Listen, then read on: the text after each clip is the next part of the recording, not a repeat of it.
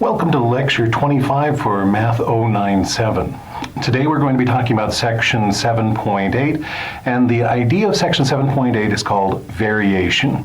And as you look at that word variation, the first four letters give you an idea of what the section is going to be about. Essentially, the first four letters are the word vary. So what's happening in this section is we're going to have two different variables, and we're going to change one variable. Another word of change is vary. So if we vary one variable, how does it affect the other variable? Or later on, we're going to see that we can have more than one variable. So if we change one variable, how does it affect other variables in the problem? So in order to understand this idea of variation, we're going to go ahead and start off with an example from your handout. In this example, the idea is that I'm going out and I'm buying some calculators, and each calculator costs $5. So you'll notice here I have a column called N, which is the number of calculators. Now, the first thing we're going to do is just do some calculations. So if I go out and buy one calculator, I'm going to spend $5. Now if I go buy two calculators, 2 times 5 is going to be 10, so I'm going to spend $10. 3 calculators would be 15.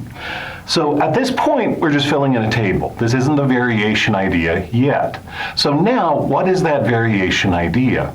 The idea is, how are the n values changing, and then how does it affect the c values? So let's go ahead and talk about those.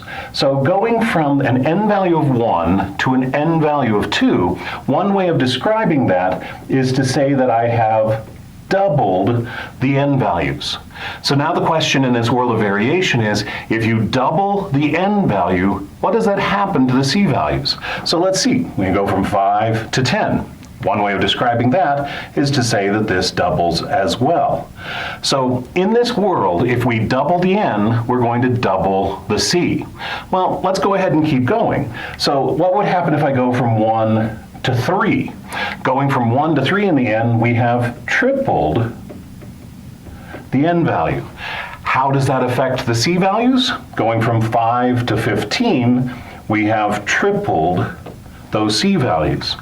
So now that we see this kind of connection, that the n values are going up and the c values are going up in the same way, how can we make a statement about the fact that this is the kind of connection between these two variables? What we would say is that these two variables are connected by an idea called direct variation. And you'll notice under the example I have a statement that says c varies, fill in the blank, as n. And what we can do is write down the word directly. C varies directly as n. And varying directly is exactly what we're seeing here. Double one thing, double the other thing. Triple one thing, triple the other thing. And it just keeps on going. Quadruple one thing, quadruple the other thing. That's what varying directly is all about. However, we don't have to have just n and c. We can go ahead and have any variable that we want. So as you look at your handout, you're going to see that we can come in and say any variable y varies directly with any variable x. And once we have that idea, then the question is, how can we go ahead and write down some kind of connection between those two variables? Well, if you look at this particular example, what's happening here is that to get from this 1 to this 5, I had to multiply by 5. To get from the 2 to the 10, I had to multiply by 5. So if I generalize this, I know that my n value is always going to be 5 times c. Well, on this particular problem, this special number 5 was sitting here because all of my calculators were $5 each. But in a general problem where we're connecting a general variable y to a general variable x, this constant is going to change from problem to problem. So it might be 5 on one problem, but it might be 7 on the next problem. It might be 15 on the next one after that. So when we look at the general equation for a variation associated with varying directly, we know we're going to have the two variables, y and x, and then we're going to have a constant. And that constant is going to change from problem to problem. To say that it's going to be changing from problem to problem, we're going to go ahead and give it a letter as well, and we're going to call that constant k. And this k is going to be the constant of proportionality.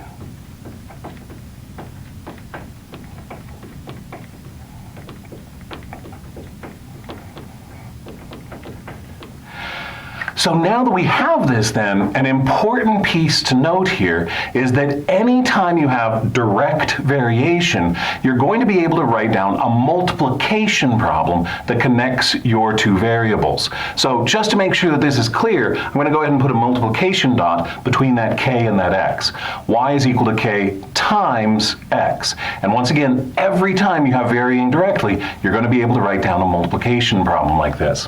So once you have that idea of varying directly is always associated with multiplication, we're ready to do some application problems. Now, the other thing that we need to know then is that there is in fact a four-step process for solving these application problems. And that four-step process is on your piece of paper. So I want you to go ahead and take a moment, read through that four-step process, and if you need to pause me, go ahead and pause me now.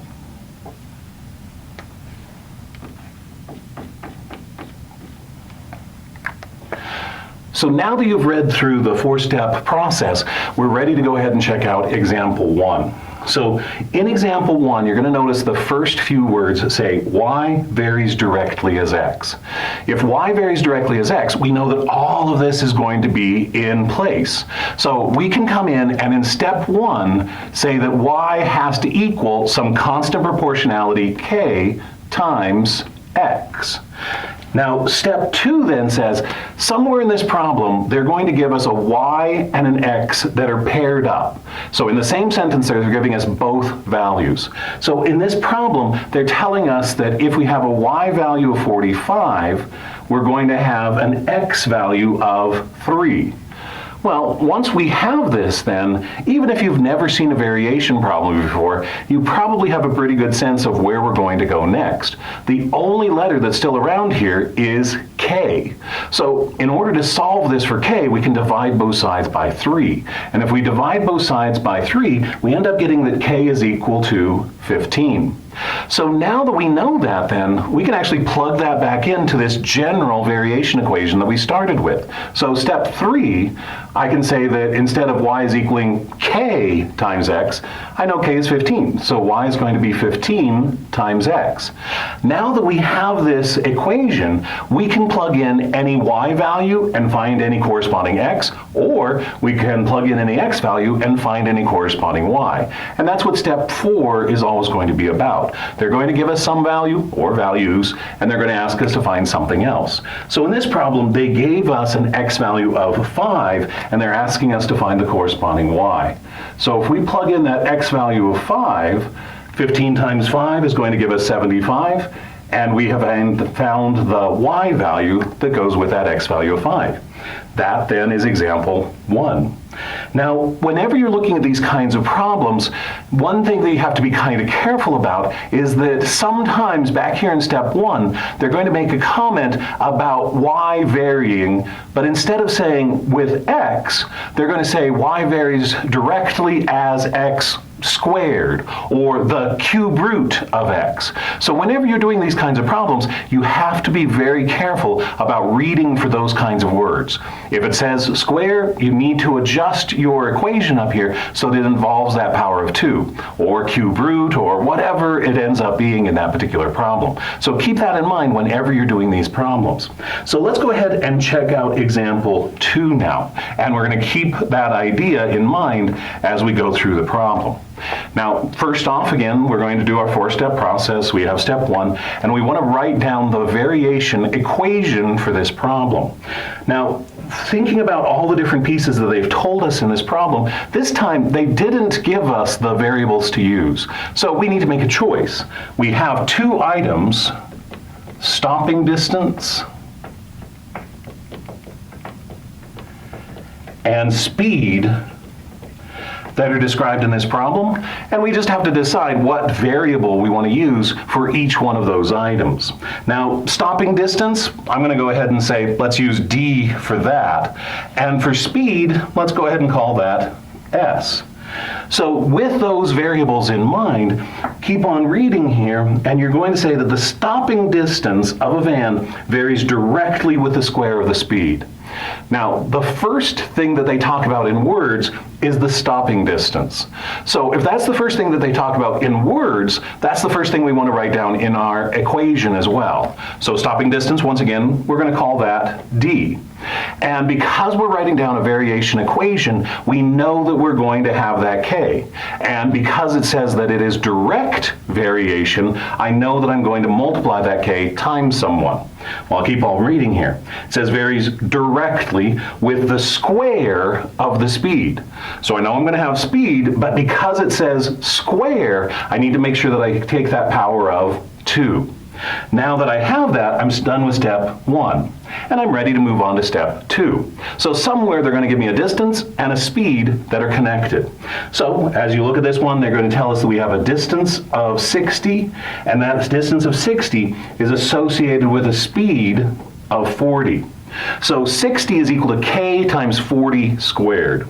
Well, once again, the only letter that's still here is k, and we can solve for k. 40 squared, well, that ends up being 1,600. Now I can divide both sides by 1,600, and I have that k is equal to 60 divided by 1,600. Now, at this point, I have a couple of things that I could do. I could go to a decimal value, or I could reduce the fraction.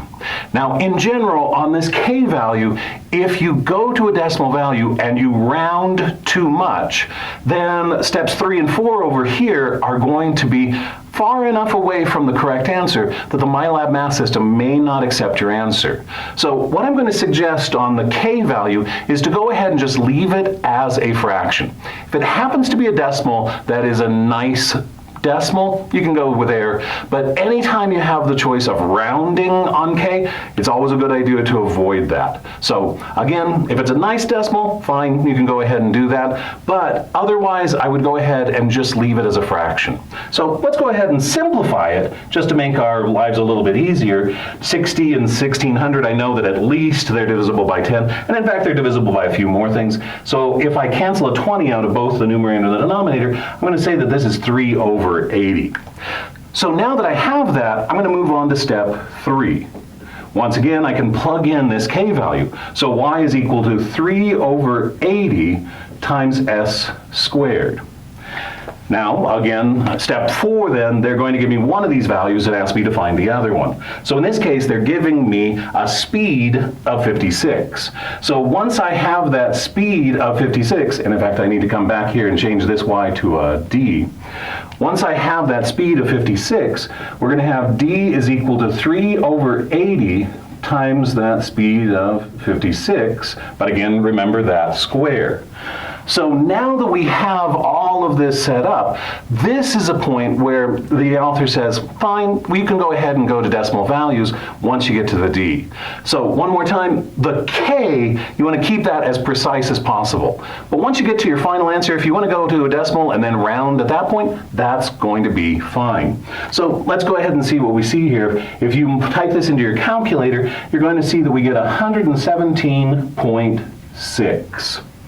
Now, the last thing that we need to do on these kinds of problems is to see that there are units for a lot of these problems. So this time we have to think about units, but we also have to realize that it's associated with a distance. So you'll go back earlier in the problem, find a distance, find the unit associated with that, and use that same unit for your final answer. So this is going to be 117.6, and the unit that they used earlier in this problem is feet. So there we have our final answer. The distance associated with the speed of 56 is 117.6 feet. At this point, we are done with the front page of the handout. I'm going to go ahead and clear the board, and we'll be ready to talk about the backside.